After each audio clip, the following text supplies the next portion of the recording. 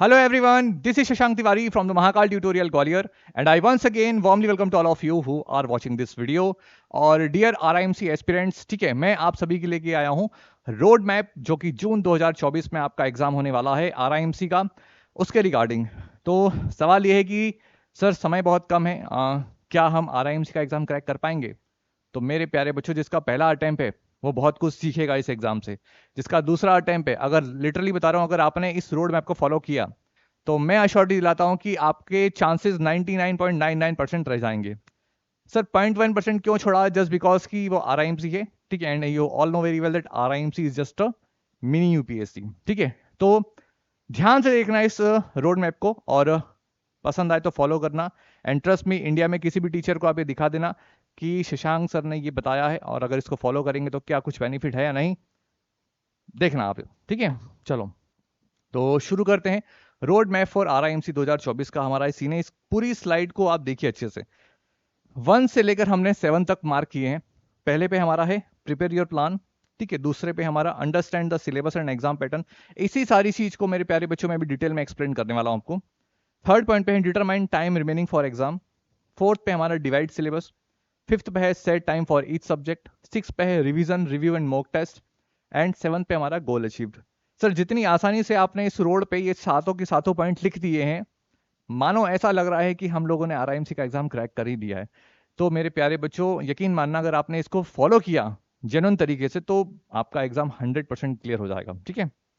चलो तो फर्स्ट अगर बात करते हैं तो हमें हमारे पास में पहला पॉइंट लिखा है प्रिपेयर योर प्लान। सबसे पहले तो आपके पास में एक प्रॉपर स्ट्रेटेजी होना चाहिए एग्जाम को लेके, ठीक है। हमारे पास समय कितना है उसका पूरा एनालिसिस करना है। तो सबसे पहले एक प्लानिंग करो। प्लानिंग वन टाइम होती है, उसके बाद केवल और केवल एग्जीक्यूशन होता है, ठीक है। तो प्लानिंग में हमने क्या लिखा है, set your mind to crack the RIMC exam. बहुत सारे बच्चे तो RIMC का सिलेबस देख के ही डर जाते हैं, और डरना स्वाभाविक सी बात है क्योंकि जिस क्लास में और जिस एज में उस समय वो होते हैं और उसके हिसाब से जिस हिसाब का सिलेबस है वो टफ है यार, ठीक है। तो डर जो है वो जायज है, लेकिन माउंटेन ड्यू पियो और डर के आगे जीते, ठीक है। तो set your mind to crack the RIMC। तो कुछ तो लोग हैं इंडिया में, और वो जो स्कूल है हर साल वहां पर बच्चे पहुंच रहे हैं, यानी कि इंडिया में बहुत सारे मास्टरमाइंड बच्चे मौजूद हैं यार, ठीक है, और वो चीज कर रहे हैं। तो set your mind to crack the RIMC exam. आपको पहले अपना माइंड सेट करना है कि हाँ मुझे करना भी है या नहीं करना है। करना है तो फिर सारी चीजें वन टाइम डिसाइड करो, उसके बाद गो अहेड। दूसरा इसमें क्या लिखा है, define your goals and objective for the exam. अपने गोल्स को, ऑब्जेक्टिव को डिफाइन करना है, सच एज अ टारगेट और स्कोर और रैंक। आपका टारगेट क्या है उस एग्जाम को लेके? देखो दो चीजें होती हैं। कुछ बच्चों के माइंड में रहता है कि हमें एग्जाम को क्वालिफाई करना है, लेकिन क्वालिफाई के बाद में आप सब जानते हैं कि इंटरव्यू नाम का भी एक बहुत बड़ा सिनेरियो आपका इंतजार कर रहा होता है, ठीक है। तो आप सभी ये प्लान करके चलें माइंड में। अगर आप ये सेट करके चलेंगे कि मुझे ऑल इंडिया 1 रैंक हासिल करनी है या फिर टॉप 3 में मुझे आना है, तब जाके आप देखना कि आपके मार्क्स 50% से ऊपर आ पाएंगे, ठीक है। तो सर क्या सर आप डरा रहे हो? नहीं, डरा नहीं रहा हूं, ये फैक्ट है। क्योंकि RIMC का पेपर अगर आप उठा के देखेंगे तो आपको बहुत आइडिया लग जाएगा कि कैसा एग्जाम होता है, ठीक है। तो आपको अपने गोल्स को, ऑब्जेक्टिव को डिसाइड करना है, अपने टारगेट स्कोर लाना है या रैंक लानी है। रैंक लाने के हिसाब से सोचोगे मेरे अकॉर्डिंग, तो आपका पेपर बहुत अच्छा जाएगा, ठीक है। दूसरा अगर बात करें, understand the syllabus and exam pattern. सबसे बड़ी चीज की लोगों को एग्जाम का सिलेबस ही नहीं पता है और क्या पैटर्न है वो नहीं पता है। तो हमारे पास में, एक एस्पिरेंट्स के पास में, सबसे पहली चीज क्या होना चाहिए, उसका सिलेबस। जब भी वो पढ़ने बैठ रहा है तो उसके पास में उसका सिलेबस होना बहुत जरूरी है, ठीक है। और एग्जाम का पैटर्न कैसा है, तो overview the RIMC exam syllabus. सबसे पहले तो आप अपना RIMC का सिलेबस उठा के देखिए, ठीक है। और familiarise your self with the exam pattern, कि उसका एग्जाम पैटर्न किस तरीके से होता है, उससे आप फेमिलराइज हो जाइए, यानी कि आपको पता होना चाहिए कि एग्जाम कैसे हो रहा है। Including subject, duration, marking scheme. कौन कौन से उसमें सब्जेक्ट्स आते हैं, ठीक है, कितना उसका ड्यूरेशन रहता है और उसकी मार्किंग स्कीम कैसी होती है, ठीक है। तो यहां आप देखिए एग्जाम पैटर्न ऑफ RIMC, मैंने सब कुछ मेंशन कर रखा है, ठीक है। अब इसमें 3 पेपर होते हैं आपके, मैथ्स, इंग्लिश और जीके, ठीक है। लिखा है मैथ्स, इंग्लिश और जीके। मैथ्स होता है आपका 200 मार्क्स का, टाइम लिमिट होती है एग्जाम में उसकी 1.5 घंटे। मिनिमम क्वालिफाइड मार्क्स कितने रहते हैं इसमें? 50% आपको लाने होते हैं। इंग्लिश में 125 मार्क का होता है, 2 घंटे का आपको समय मिलता है, 50% इसमें क्वालिफिकेशन मार्क्स है। जीके का पेपर है 75 मार्क्स का, 1 घंटे का समय मिलता है और 50% इसमें क्वालिफाई, यानी कि ओवरऑल अगर देखा जाए तो टोटल 50% जो है इसके अंदर क्वालिफाइंग मार्क्स रखे गए हैं। और जीके तो ये मान के चलना आपकी बहुत सारे बच्चे क्वालिफाई करते हैं, और गाड़ी अटकती कहां पर है, एक मेजोरिटी सेक्शन जो है वो बच्चों का इंग्लिश में अटकता है। और अगर लास्ट के 2 एग्जाम अगर आप देखेंगे तो बच्चों के मैथ्स में भी तोते उड़े हैं, क्योंकि एग्जाम का पैटर्न चेंज कर दिया है। ठीक है, बहुत सारे एग्जाम में उसमें क्वेश्चंस मैथ्स में कैसे आ रहे हैं ये तो भैया आरआईएमसी वाले ही जाने। ठीक है, लेकिन डोंट वरी, हम सभी लोग उसके अकॉर्डिंग भी प्लानिंग करके चल रहे हैं। ठीक है, अब ये सबसे बड़ी बात, इंग्लिश के लिए मैं आपको बताऊंगा, इंग्लिश के लिए मैं आपकी तैयारी कराऊंगा बहुत नेक्स्ट लेवल पे। तो सिलेबस ऑफ आरआईएमसी, ठीक है, 2024-25 के लिए हमने प्लान किया है। ये 2025 इसको हटा देना, ओनली जून 2024 कर लीजिएगा। अब इसमें 2 सेक्शन आते हैं। सबसे पहले रीडिंग सेक्शन, जिसमें एक आएगा आपका अनसीन पैसेज और एक आएगा हमारा अनसीन पोयम। फिर राइटिंग सेक्शन में हमारे ये सारे टॉपिक हैं जो कि आरआईएमसी पूछता है आपसे। Speech writing, essay writing, story writing, email writing, picture writing, poem writing, precis writing, article writing, report writing, debate writing, letter writing, formal informal, letter to the editor, जितने भी लेटर्स हैं वो सारे इंक्लूड करेंगे हम लोग। कंपोजिशन राइटिंग, प्रूवर्ब राइटिंग, ये सारी तो राइटिंग सेक्शन आता है। उठा के देख लेना आप, हिस्ट्री उठा के देख लेना आरआईएमसी के प्रीवियस पेपर को, तो इससे बाहर कुछ नहीं जाने को मिलने वाला। एंड ट्रस्ट मी, मैं जो आपको बताने वाला हूं अगर उससे बाहर पेपर चला गया तो आप क्वालिफाई हो जाएंगे, इतनी गारंटी मेरी इस चीज की। ठीक है, ग्रामर सेक्शन में अगर बात करें तो ये वोकैब का सेक्शन आता है, synonyms, antonyms, correct the spelling. ठीक है, इडियम फ्रेजेस आते हैं, correct the sentences, active passive voice आते हैं, word formation, error correction, noun and number, figure of speech, part of speech, phrasal verbs, removal of too, direct indirect narration, rearrange the sentence, subject और agreement या concord कह लो, degree of comparison, transformation of sentence, gender, one word, tenses, article, proverb, modal, preposition, homophones. ये सारे topics हैं RIMC के English के exam में आने वाले। अब कुछ बच्चे बोलेंगे सर प्रीपोजिशन कंजक्शन नहीं लिखा। मेरे प्यारे बच्चों, पार्ट ऑफ स्पीच की कैटेगरी में वो ऑलरेडी आ जाता है, तो हमें डीप लेवल पर उसको कवर करना है। देखो, सबसे पहली चीज, इसका आप स्क्रीनशॉट ले लीजिएगा। अगर आप इंग्लिश पढ़ रहे हैं, देखो मैं बेसिकली इंग्लिश का टीचर हूं, तो मैं आपको इंग्लिश के लिए स्ट्रेटेजी बताऊंगा प्रॉपर तरीके से। एक मिनट। ठीक है, तो ये हमारा सिलेबस है बेसिकली। अब आगे बात करते हैं। थर्ड पॉइंट क्या है, determine time remaining for exam. तो सबसे पहले आज हम लोग 12 तारीख को प्लान कर रहे हैं, यानी कि 12 मार्च को हम लोग प्लान करें, तो हमारे पास कितना टाइम है जून को, जून में जब हमारा एग्जाम है बेसिकली, जितनी भी तारीख को है, आपको पता होगा 2 तारीख को है या 1 तारीख को है, 3 तारीख को है, आपको पता होना चाहिए। तो डिटरमाइन टाइम रिमेनिंग, हमारे एग्जाम के लिए कितना समय बचा है, तो अप्रॉक्स ये मान के चलना कि आपके पास अभी मोर देन 75 डेज है। ठीक है, तो determine the total time left until the exam date. आज आप ये वीडियो देखने के बाद में अपनी प्रॉपर स्ट्रेटेजी बनाना। उसके बाद देखो, एक स्टूडेंट की लाइफ में एग्जाम क्रैक करना इतना इंपॉर्टेंट नहीं होता जितना कि टाइम मैनेजमेंट करना। ठीक है, एक ब्रिलियंट स्टूडेंट वही कहलाता है जो अपने समय को मैनेज कर सके। ठीक है, so determine total time left until the exam, divide the time into study periods. हमें हमारे टाइम को डिवाइड करना है कि जितना भी सब्जेक्ट हम लोग पढ़ रहे हैं, चाहे वो मैथ्स हो, जीके हो या फिर इंग्लिश हो हमारा, ठीक है, कितने घंटे में क्या पढ़ना है ये इंपॉर्टेंट है। ठीक है, कंसिडरिंग योर डेली शेड्यूल हमारा क्या है, और हमें अपने आप से कमिटमेंट करके चलना है। क्लियर है कहानी, तब जाके हमारा एग्जाम क्रैक हो पाएगा भैया। अब यहां पर आप देखते हैं तो भैया देखो ऐसा है, हमारा है मैथ्स थोड़ा सा कमजोर। अगर यहाँ पे 80 डेज के अलावा कुछ आ रहा है तो इसको फॉरगेट जाना। ठीक है, अब determine how much time have you before the exam, कितना है, तो ये हमारा मार्च का मंथ है आपके सामने, ये अप्रैल है और ये मई है।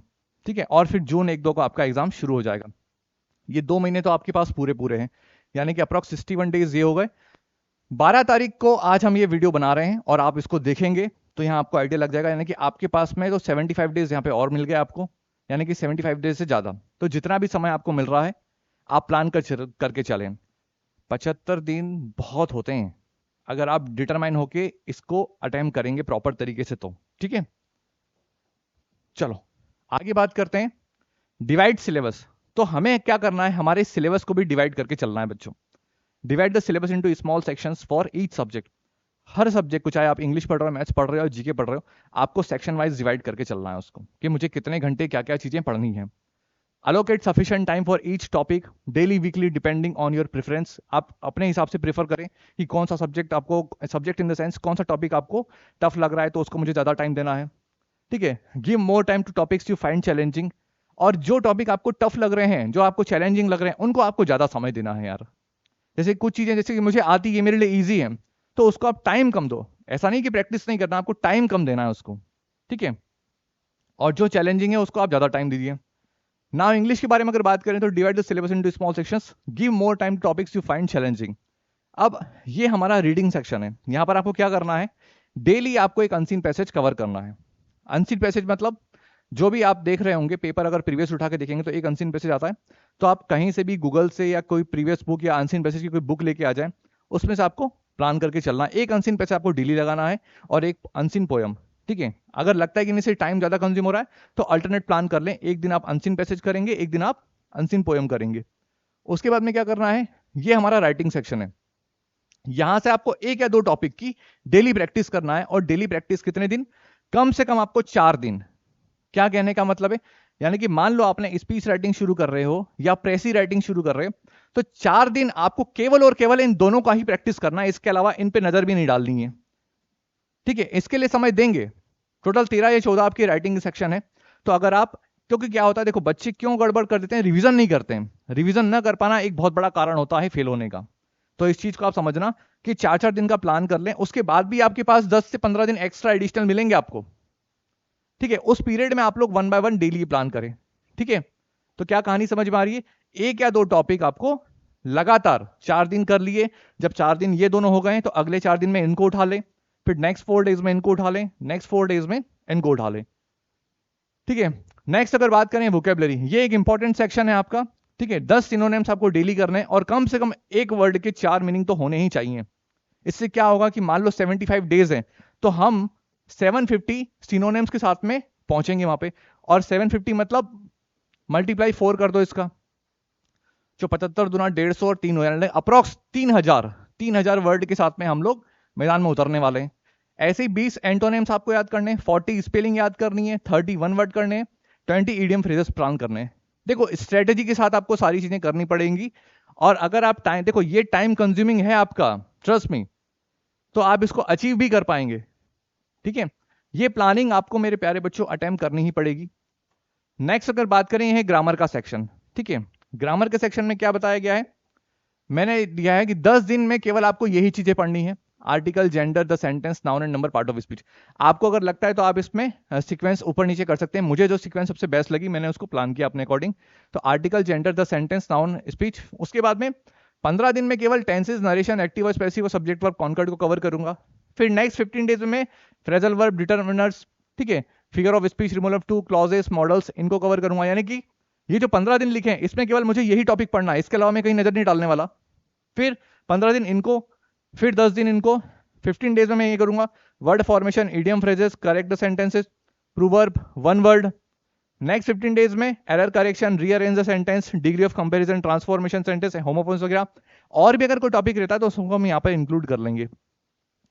इन सारी चीजों से होने क्या वाला है, इन सारी चीजों से ये होगा कि एग्जाम में जो चीजें आने वाली है उन सभी टॉपिक को मैंने प्रॉपर तरीके से कवर किया है। ट्रस्ट मी, मैं आपको बार बार बता रहा हूं, बच्चे सिलेबस देख के घबरा जाते हैं, लेकिन आप, मैं फिर कह रहा हूं, आप किसी भी टीचर को ये स्ट्रेटेजी बताना, अगर वो डिनाई कर दे तो फिर देख लेना, ठीक है। इतनी कहानी आप समझो। तो अगर आप प्रॉपर मैनेज करेंगे इन चीजों को तो आपका एग्जाम बहुत अच्छा जाने वाला है मेरे प्यारे बच्चों। Set time for each subject, तो set a study schedule that include dedication time for each subject. RIMC needs और आरआईएमसी डिमांड्स और आरआईएमसी रिक्वायर्स डेडिकेशन। ध्यान रखना है इस चीज को, अगर आप डेडिकेटेड नहीं है अपने एग्जाम के टुवर्ड्स तो शायद आपका एग्जाम क्रैक होना मुश्किल है। अब यहां हम देखें, हमने 6 hours study and 8 hours study दोनों प्लान करा है। कुछ बच्चे होते हैं जो 6 घंटे पढ़ते हैं, कुछ बच्चे होते हैं जो 8 घंटे पढ़ते हैं। तो 6 घंटे की अगर आप स्टडी कर रहे हैं अपनी, तो आपको क्या प्लान करना है, 6 घंटे की स्टडी में आपको 2.5 घंटे इंग्लिश को देना है, मैथ्स को 2 घंटे देना है, और जीके को आपको 1.5 घंटे देना है। अगर आप 8 घंटे की स्टडी कर रहे हैं तो इंग्लिश में आपको 3 घंटे, मैथ्स में 3 घंटे और जीके 2 घंटे। सर आपको ऐसा नहीं लग रहा कि आप इंग्लिश को ज्यादा फोर्स कर रहे हो? हाँ, तो उसका रीजन समझना, ठीक है। इंग्लिश में मेरे प्यारे बच्चों आप सब जानते हैं आपको वोकैबुलरी का टाइम करना है, और वोकैबुलरी रिवीजन के बिना होने वाली नहीं है, तो वो आपको टाइम मांगेगा। दूसरा आता है उसमें राइटिंग सेक्शन, फिर रीडिंग सेक्शन और फिर ग्रामर। ये सारी चीजें हैं जो आपको टाइम लेंगी, इसलिए बता रहा हूं। और सबसे ज्यादा बच्चे, आप हिस्ट्री उठा के देख लेना, आरआईएमसी के एग्जाम के बच्चे अधिकतर कौन से सब्जेक्ट में फेल हुए हैं, ठीक है। लास्ट 2 एग्जाम अगर छोड़ दिया जाए तो बच्चा इंग्लिश में ही निपटता है, इसलिए बता रहा हूं ये प्लानिंग करके चलना। मैथ्स में अधिकतर बच्चे लगभग 80% बच्चे अच्छा स्कोर कर जाते हैं, पास हो जाते हैं, लेकिन पिछले 2 एग्जाम्स ने पैटर्न चेंज करा तो बच्चों की धौंप धौंप हो गई। ठीक है, और जीके अच्छा रहता है, ठीक है, जीके में ज़्यादा इतना वो सीन नहीं है, यानी कि ज़्यादा स्ट्रांग वाला, लेकिन पढ़ना हमें इसको भी है, क्योंकि अगर मान लो अगर हम यही इन दोनों में क्वालिफाई कर गए, यहाँ फेल हो गए तो भी निपट गए, इसलिए इसको आप 1.5 घंटे दीजिए। ठीक है, 8 आवर्स की स्टडी में आपको 3 घंटे इंग्लिश को कवर करना है, मैथ्स को 3 घंटे देना है, और जीके को आपको 2 घंटे देना है। तो ये हो गया आपका टाइम के हिसाब से कि अगर आप 6 घंटे पढ़ रहे हैं तो आपको कैसे स्टडी करनी है, और अगर 8 घंटे पढ़ रहे हैं तो कैसे स्टडी करनी है। नेक्स्ट आता है हमारा 6 point, revision, review and mock test. तो बार बार चीजों को आप रिवाइज करते रहिए। ठीक है, रिव्यू लें आप अपना स्वयं का कि मैंने कितना पढ़ लिया है, कितना मेरे पास सिलेबस था उसको कितना अटेम्प्ट कर लिया है, एंड उसके बाद मॉक टेस्ट प्लान करें अपने। ठीक है, तो मॉक टेस्ट का सीन क्या है ये समझते हैं। तो set days to revise all topics covered during the week. ठीक है, focusing on areas that need improvements, जहां पर भी इंप्रूवमेंट की रिक्वायरमेंट है, एंड रिव्यूइंग की कॉन्सेप्ट, जो जो हमारे की कॉन्सेप्ट है उनका रिव्यू हम बराबर करते चले। टेक मॉक टेस्ट डेली और solve past exam papers to familiarise yourself with the exam format and the time management. अब यहां पर मैं आपसे बार बार कह रहा हूं, बच्चे क्या करते हैं शुरू से ही मॉक टेस्ट लगाने लगते हैं। आपको मॉक टेस्ट कब लगाना है, ध्यान रखना मेरे प्यारे बच्चे, मॉक टेस्ट लगाने का भी अपना एक टाइम पीरियड होता है। जब तक आपने सिलेबस को प्रॉपर तरीके से कवर नहीं किया है पूरा, आप लोग मॉक टेस्ट ना लगाएं, क्योंकि मॉक टेस्ट में क्या होगा, पूरा 125 मार्क्स का पेपर आएगा, और 125 में मान लो आपकी बहुत से टॉपिक्स हुए ही नहीं है तो आपका फेल होना निश्चित है। वो कहीं ना कहीं आप एक तरीके से डिमोटिवेट हो जाएंगे। तो जब हमने पूरा सिलेबस कवर कर लिया है उसके बाद आप मॉक टेस्ट लगाएं, तो उससे पता चलेगा कि हाँ यार, कि अगर कुछ नया आता है तो उसको पढ़ने का भी टाइम रहेगा ना हमारे पास में। ठीक है, तो मॉक टेस्ट आपको कब लगाना है, जब आप इस चीज को कवर कर लें, यानी कि अपना सिलेबस पूरा निपटा लें, उसके बाद में मॉक टेस्ट लगाना है। उसके बाद आपको डेली मॉक टेस्ट लगाना है, आप प्लान करके चले। ठीक है, नेक्स्ट आता है revision, review and mock test में। तो 8 दिन आपको वो जो भी बचते हैं, रिवाइज ऑल टॉपिक्स को रिवाइज करना है, फोकस वीकर सेक्शन, जो भी आपके वीक सेक्शन है उसके ऊपर टाइम देना है। टाइम आपको पर्याप्त मिलेगा, मैंने 75 डेज इसीलिए कर दिया है। उसके बाद भी अगर 5-6 दिन आपको मिलते हैं एक्स्ट्रा, आप उसमें से सारी चीजें कर सकते हैं। डेली आपको मॉक टेस्ट लगाना है, लेकिन कब, जब आपका सिलेबस हो जाता है तब। उसके बाद में 2 दिन बचेंगे, एनालाइज करो हमारे प्रीवियस एग्जाम के पैटर्न को देख के, यानी कि जो प्रीवियस हमारे एग्जाम हुए हैं उनको देख के आपको एनालाइज करना है कि हमारा अब आने वाला जो एग्जाम है वो किस तरीके का हो सकता है। प्रिडिक्शंस करें, अपनी प्रिपरेशन रखें। ठीक है, और एक चीज यहां मैं आपको बताना चाहूंगा कि आरआईएमसी इंग्लिश में क्या करता है, एक ट्रेंडिंग टॉपिक जरूर देगा आपको, ध्यान रखना। यानी कि अगर मैं बात करूं कोविड के टाइम पीरियड से, तो जब वो कोविड आया था तब मैं जब बच्चों को पढ़ा रहा था, मैंने कहा था कि कोविड पे एक ऐसे आएगा, और ट्रस्ट में वो आया। चैट जीपीटी लास्ट टाइम, अगर कुछ अभी 1-2 पेपर पहले देखेंगे तो पता चलेगा, ट्रेंडिंग टॉपिक था चैट जीपीटी का, वो भी क्वेश्चन आया। तो आप ही अपनी प्रिपरेशन करके चलना कि अभी ट्रेंडिंग टॉपिक, जैसे अब मैं आपको आज बताने वाला हूं क्या होने वाला है, सीएए। आज मैं आपको डिक्लेयर करके दे रहा हूं आने वाला, अगर पेपर नहीं सेट हुआ है आपका तो डेफिनेटली सीएए के ऊपर आपको एक आर्टिकल लिखने के लिए आएगा, या फिर कुछ ना कुछ आपको लिखने के लिए डेफिनेटली आने वाला है। तो ये चीज ध्यान रखना, ट्रेंडिंग टॉपिक्स आप उठाएं, उसके बाद में आरआईएमसी के लिए प्रिपरेशन करके चलें। ठीक है, नाउ गोल अचीव्ड, अगर आप इस तरीके से प्लान करेंगे तो 7 पॉइंट पे डेफिनेटली आपका गोल अचीव हो जाएगा, यानी कि आप आरआईएमसी में बेहतरीन तरीके से परफॉर्म करके आएंगे। Aim to complete the syllabus at least 2 days before the exam, 2 दिन पहले हमें पूरा खत्म करना है, जो कि हम डेफिनेटली कर देंगे अगर हम डिटरमाइन रहे तो। Do final revision of all subject these 2 days, और 2 दिन के अंदर या जितना भी टाइम पीरियड में बच रहा है उसके अंदर सारे का रिवाइज, यानी कि जितने भी मैथ्स है, जीके है, इंग्लिश है, पूरे सिलेबस का एक बार पूरा फुल रिवीजन प्लान करके चलना है। एंड नेक्स्ट कुछ एडिशनल टिप्स है मेरे प्यारे बच्चों आप सभी के लिए। स्टे हेल्दी, ठीक है, समय कम है तो आप स्वस्थ रहें। ठीक है, ensure you get adequate rest, proper तरीके से रेस्ट लेना है, एक्सरसाइज करना है, एक्सरसाइज से क्या ना हमारा माइंड शार्प रहता है यार। ठीक है, एंड प्रॉपर डाइट लेना है, उल्टा सीधा चाउमीन वगैरह यानी कि फास्ट फूड की तरफ अभी ध्यान नहीं देना है जब तक हमारा एग्जाम है। ठीक है, maintain physical and mental wellbeing during your preparation period, अपने प्रिपरेशन के दौरान, अपनी प्रिपरेशन पीरियड के दौरान आपको हेल्दी रहना है यार। ठीक है, शॉर्ट ब्रेक्स लेते रहना है, include short break between study sessions to avoid, ठीक है, बर्नआउट, यानी कि ऐसा नहीं कि ऑल द टाइम 24/7 हम लोग पढ़ते ही रह रहे हैं या फिर पढ़ाई का कुछ सोच रहे हैं, छोटे छोटे ब्रेक्स आप लेते रहिए। ठीक है, seek guidance if needed, seek guidance from teachers, mentors, ठीक है, and coaching institution, speaking and RIMC entrance exam preparation, जिनसे भी आप गाइडेंस ले सकते हैं आप ले लें, जिनको नॉलेज है आरआईएमसी के बारे में उनसे आप नॉलेज लें। ठीक है, स्टे पॉजिटिव और सकारात्मक रहिए। लिटरली बता रहा हूं, अगर आपने डिसाइड कर लिया है, मैदान में उतर गए हैं, तो stay positive and crack the examination यार। ठीक है, believe yourself and stay motivated throughout your preparation journey, confidence and key to success. Stay healthy, seek guidance, stay positive, short breaks, ये 4 पॉइंट है, इन चारों को डिटेल में बताया गया था। आप इन चीजों को ध्यान रखिएगा मेरे प्यारे बच्चे, आप सभी वॉरियर्स हैं, ठीक है, और खेल कर देंगे अगर आपने इस रोड मैप को प्रॉपर तरीके से फॉलो किया तो।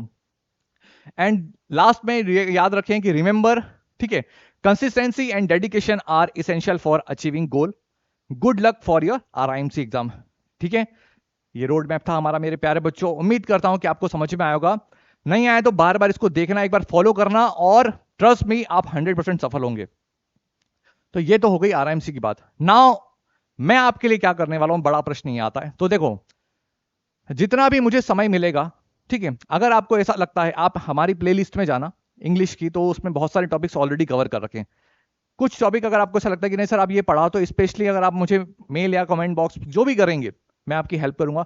राइटिंग सेक्शन का मैं जितना हो सकता है आपको पूरा ही प्लान किया है मैंने कि जितने भी आपके टॉपिक है राइटिंग सेक्शन के जून 2024 के लिए प्लान करके चलेंगे। बार बार कह रहा हूं, किसी भी पेरेंट्स को या किसी भी बच्चे को किसी भी अगर किसी प्रकार का माइंड में कुछ क्वेश्चंस वगैरह क्वेरीज वगैरह हैं तो आप प्लीज कॉल कर सकते हैं। ठीक है, मैं आपको प्रॉपर स्टडी बताऊंगा, कौन सी बुक्स रेफर करना है, कौन सी बुक्स आपको पढ़ना है, वो सारी चीज मैं आपको अपडेट कर दूंगा। ठीक है, अब लास्ट में हमेशा की तरफ थैंक यू, और बार बार कह रहा हूं हम अटेम्प्ट कर लेंगे, हम क्रैक कर देंगे और हम फोड़ देंगे एग्जाम को। ठीक है, और लास्ट में सभी को जय श्री महाकाल और stay safe, keep learning. Thank you very much.